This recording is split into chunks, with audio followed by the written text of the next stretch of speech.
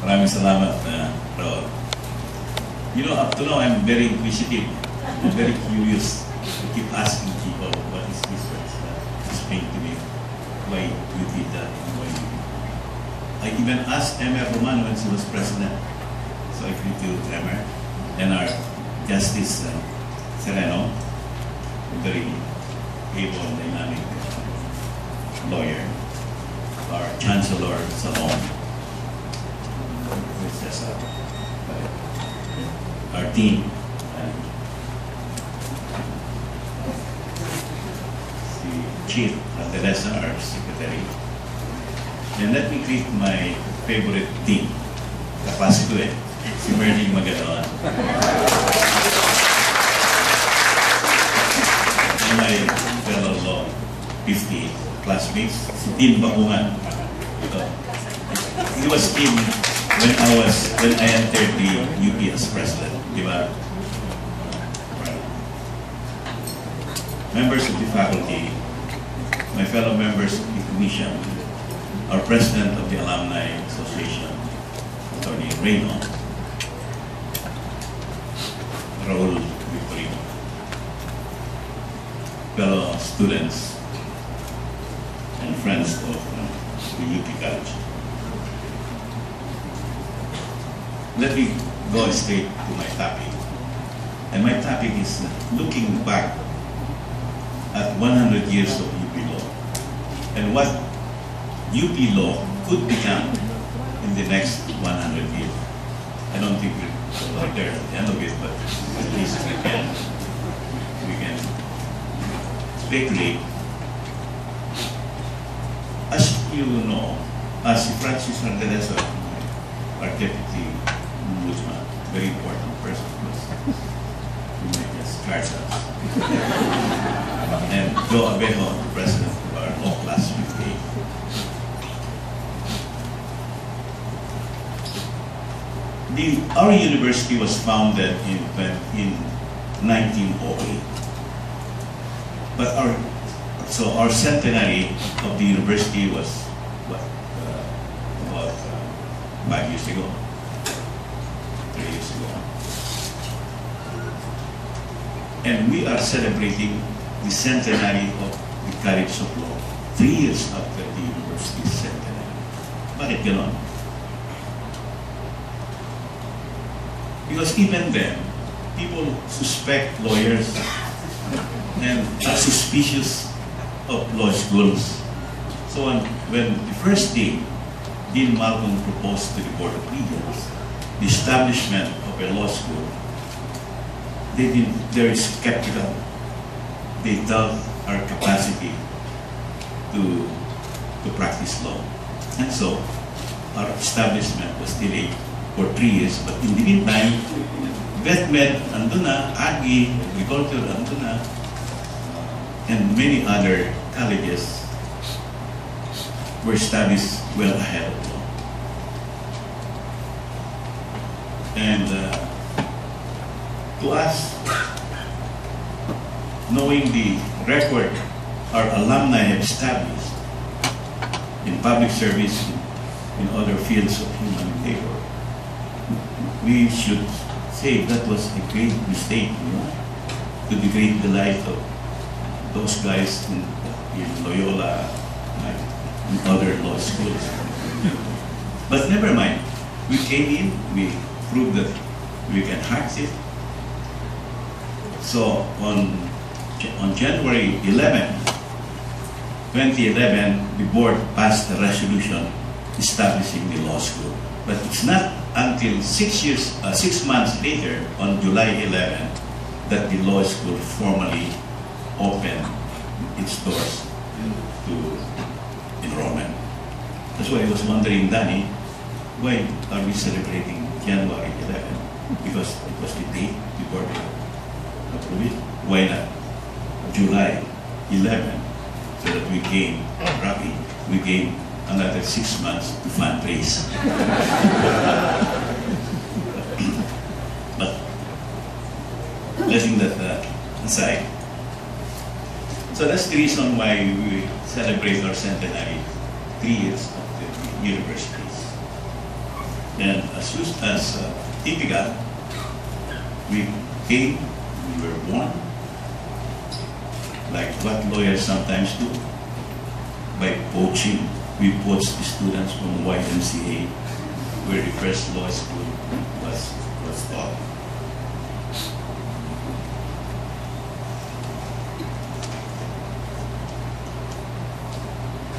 Indeed, the next 100 years since 1911, the quickness and sharpness, or rather as we lawyers like to call it, acuity and celerity of UP lawyers would become legendary.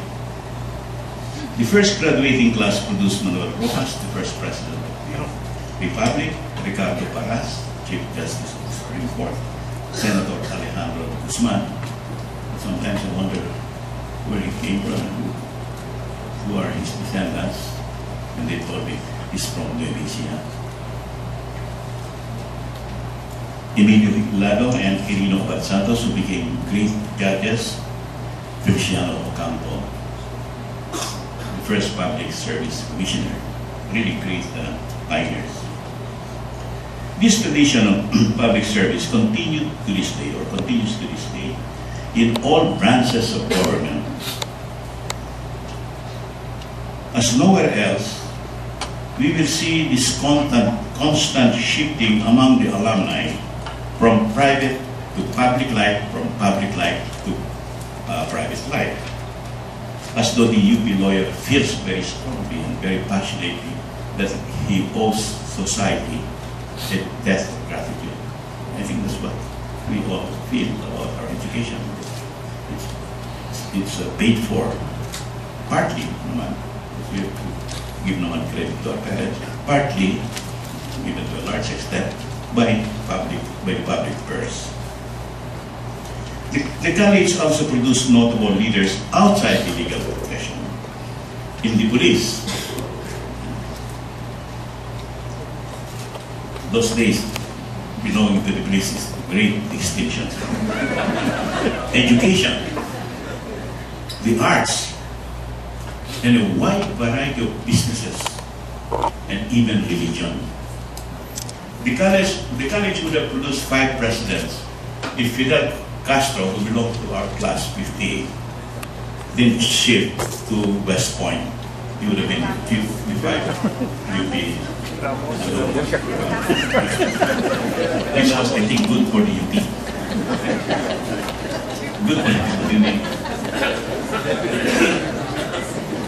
Class Conrado Benitez, class 16, co-founded the Philippine Women's University in 1919, the first women's university, the first university for women in Asia. 3 decades later, Manuel Chan, class 31, and Carmelino Aldendia, class 30, established the Manuel Quezon University, even now noted for the teaching of law. And of recent decades, Lloyd and Nicholas Lewis founded the Lewis College in Sorsogon in honor of a very, very famous American entrepreneur, her husband. Other graduates, too many to mention, went on to lead other learning institutions in the capital, here in Metro Manila, as well as in the provinces.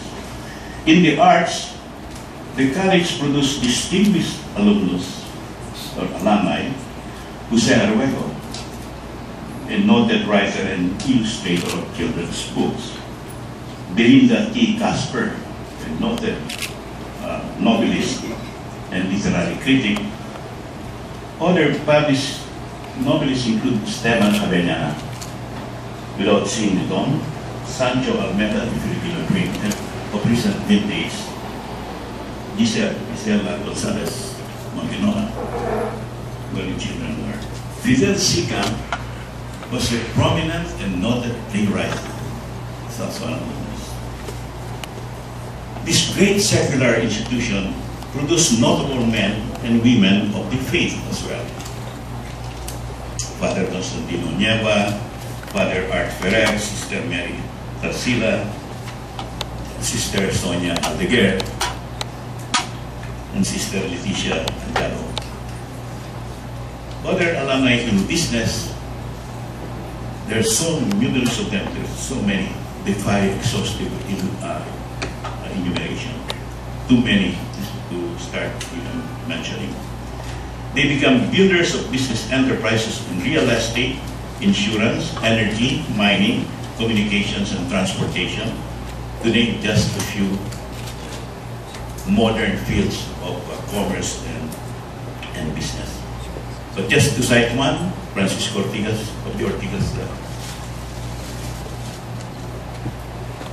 In media, Eugenio Lopez Sr., the founder of ABS-CBN, is class 23. And of recent generation, Felipe Quezon and her daughter Ada Teresa Quezon Abrogar of GMA 7. Maybe we may spin off the CUP, may become a great communications empire as well. The college also served as a great platform for supplying military leaders at the outbreak of the war. The class 41 really provided many of our alumni, law alumni, who served in Bataan, in Corridor, and in the underground. And later on, when war ended and peace returned, they joined the police, mainly the constabulary. And in the longest running insurgency we have, we also supplied some of their leaders. Yun Abbas, you will recall, was the Secretary General of the Bangsamoro National Liberation Front. But history is not enough. The future belongs, or rather, the future beckons to the next generation of UP lawyers. And we just hope that this generation of UP lawyers will be as distinguished, as diligent, as nationalistic and patriotic as the generations before them. Not only doing well for themselves, but doing well for this college, by this university in the country. But to me, the future of this school depends largely on its ability to adjust to a very changed and completely radical atmosphere and environment we are operating now. In adjusting its teaching methods to the times and the mounting challenges facing the practice of the profession. The threat or promise of specialization compared to a generalist has pushed the generalist to the side. Globalization has aggravated this trend to the extent that the Financial Times recently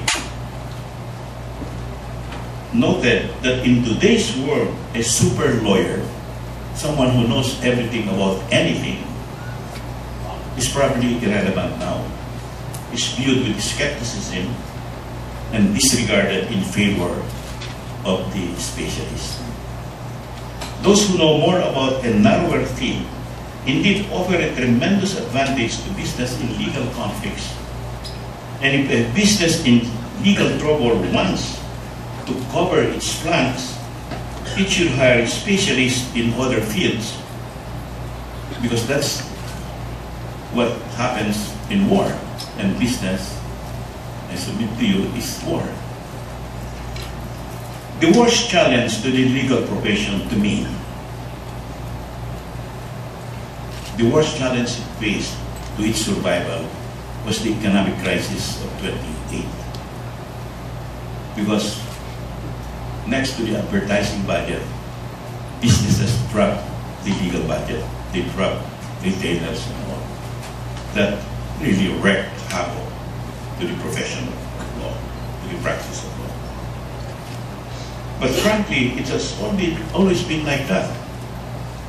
When lawyers win a case, the client thinks he was always right in the first place. When lawyers lose a case, it is the lawyer's fault for losing a winning case. It is worse when good legal work keeps legal trouble away from the client. Then the client wonders, why should I pay a lawyer for no problem at all? There's no problem. Because the lawyer, in the first place, kept the problems away from the client. He doesn't realize that.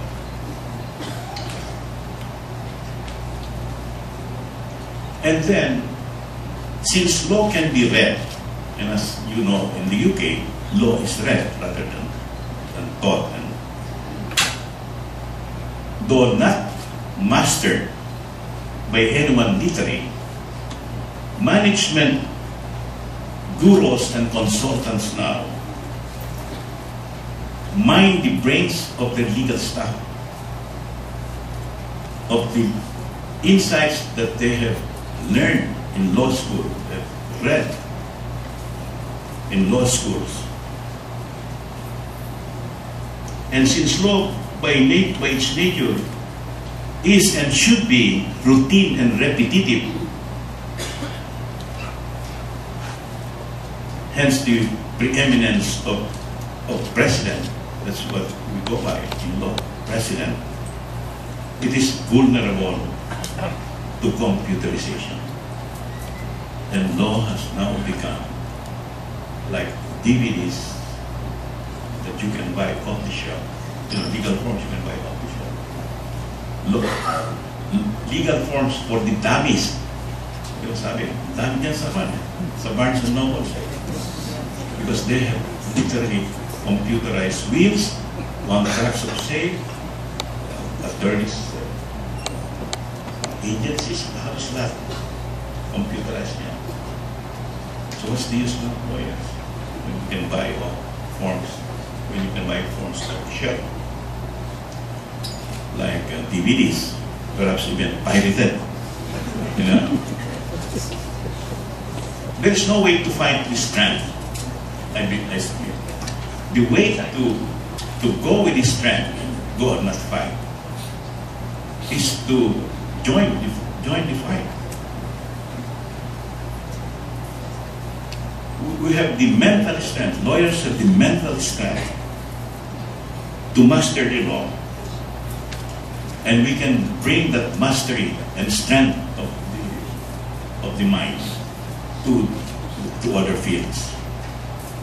Harvard Law, for instance, emphasizes its ability to offer joint degree programs. They offer joint degree programs, law with economics, law with business administration. So, that's teaching a lawyer multiple skills so that he can multitask in the end and then specialize in the end.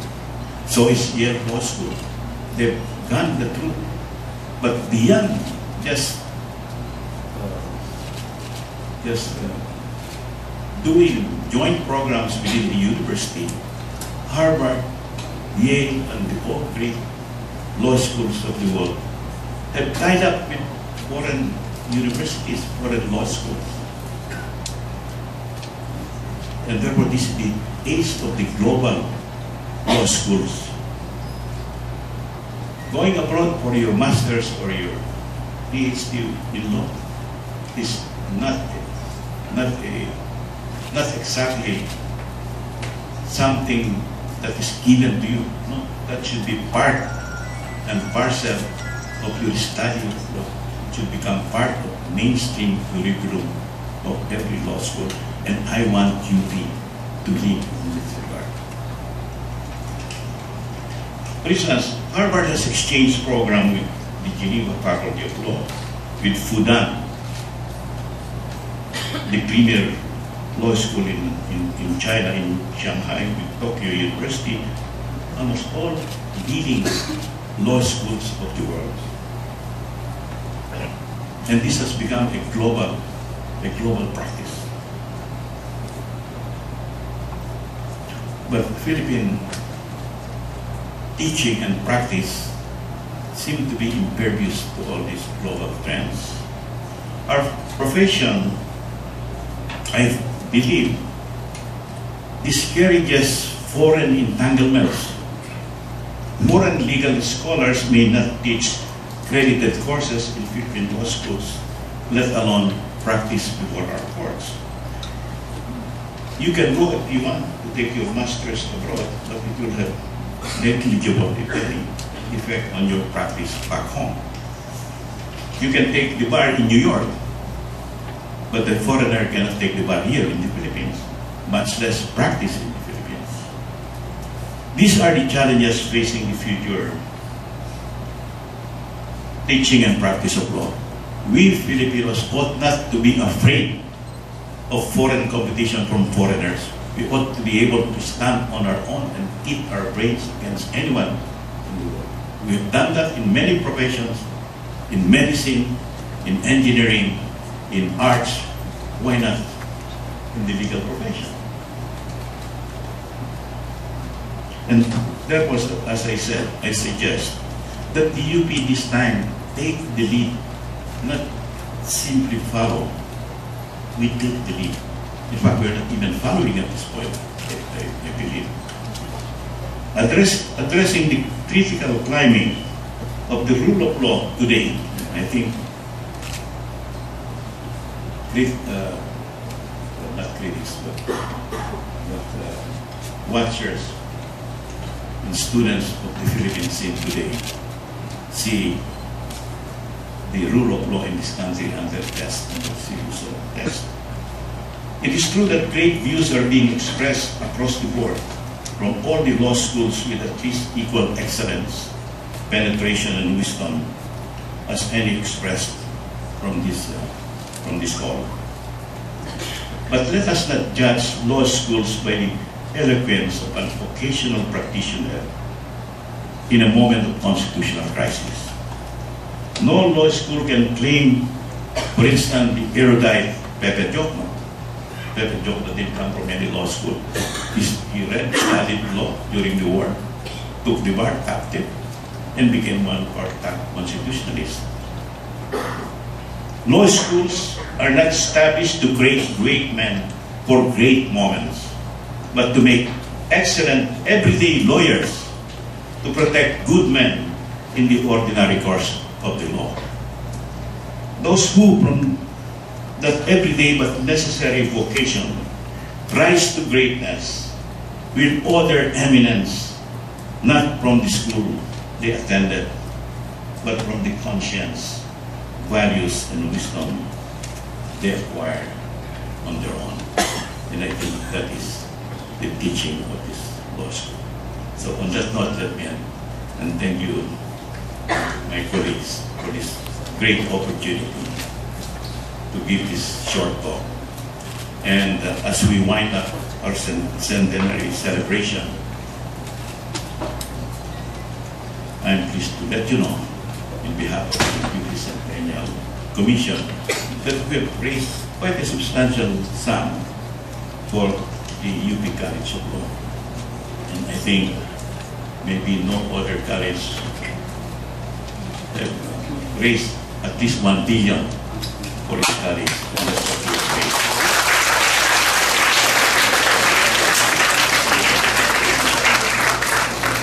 But it's easy to some and to many of our alumni to give to the UP. But I think the greater challenge lies in the hands of the faculty and leadership of this school. That we must now change as times have radically changed. We must change our teaching methods, and it is us who are those who are always absent, who are terror, and I will continue to do so up to today. Thank you very much.